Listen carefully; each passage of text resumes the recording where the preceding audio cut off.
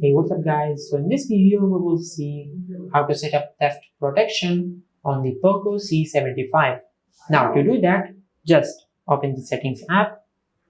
Now from here, scroll down and tap on fingerprints and face data. Now from here, scroll down and tap on privacy. Now from here, scroll down and tap on more security settings.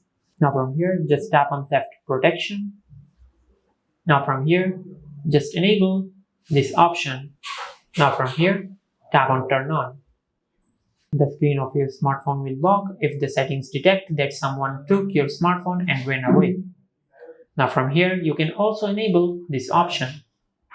Just tap on turn on and the screen of your smartphone will lock shortly after your device goes offline.